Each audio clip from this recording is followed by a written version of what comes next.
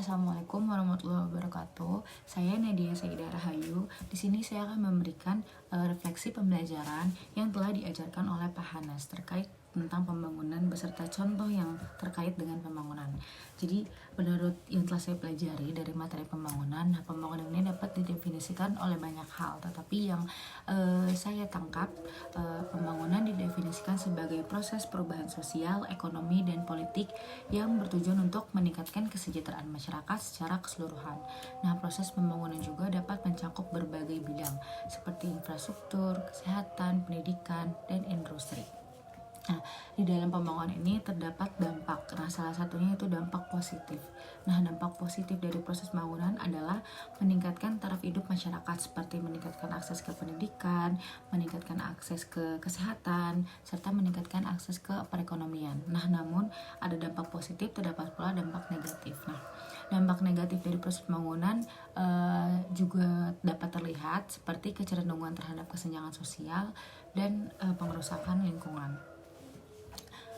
Berbicara soal pembangunan, isu terkini dalam proses pembangunan adalah meningkatkan fokus pada pembangunan berkelanjutan yang menempatkan keseimbangan antara pembangunan ekonomi, sosial, dan lingkungan sebagai prioritas utamanya. Jadi,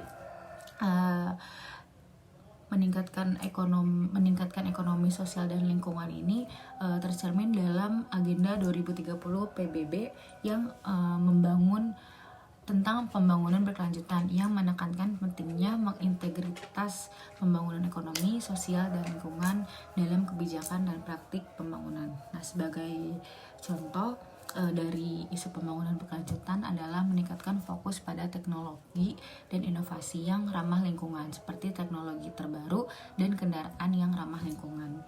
Jadi kendaraan ramah lingkungan ini bisa berupa sepeda, dan dalam hal ini kendaraan ramah lingkungan terkait dengan kebijakan pemerintah dalam memberikan akses untuk pengguna sepeda.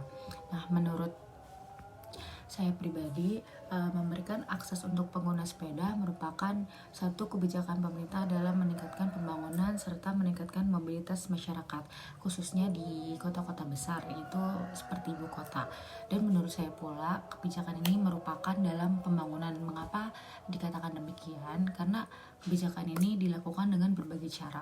Jadi untuk lebih menuju ke arah ramah lingkungan, seperti diadakannya jalur sepeda, menyediakan parkir sepeda yang aman dan nyaman, serta memberikan insentif bagi masyarakat yang memilih menggunakan sepeda sebagai alat transportasi. Nah, menurut saya pula, diadakannya pembangunan ini terdapat dampak. Nah, dampak yang didapat dari pembangunan tersebut berupa terjadilah pemberian akses untuk pembangunan jalan untuk pengguna sepeda dan memiliki beberapa manfaat, bahkan banyak, seperti mengurangi kemacetan, mengurangi polusi udara, dan meningkatkan kesehatan masyarakat. Selain itu, kebijakan ini juga dapat memberikan dampak positif bagi perekonomian, seperti mengurangi biaya transportasi,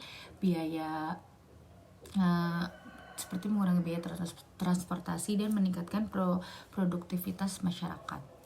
Selain itu, terdapat juga upaya untuk mendorong keterlibatan masyarakat dalam proses pembangunan dengan memberikan kesempatan untuk partisipasi dalam proses perencanaan dan pelaksanaan kegiatan pembangunan. Nah, hal ini dapat meningkatkan keterlibatan dan keterampilan masyarakat dalam memperjuangkan kepentingan mereka dan menciptakan kebijakan yang lebih inklusif dan berkelanjutan. Nah, dari hal di atas tentang pembangunan dapat disimpulkan bahwa proses pembangunan ini memiliki dampak yang kompleks bagi berbagai aspek kehidupan, dan isu terkini menunjukkan peningkatan fokus pada pembangunan berkelanjutan yang menempatkan keseimbangan antara pembangunan ekonomi, sosial, dan lingkungan sebagai prioritas utamanya. Cukup sekian yang dapat saya sampaikan, kurang lebihnya mohon maaf. Wassalamualaikum warahmatullahi wabarakatuh.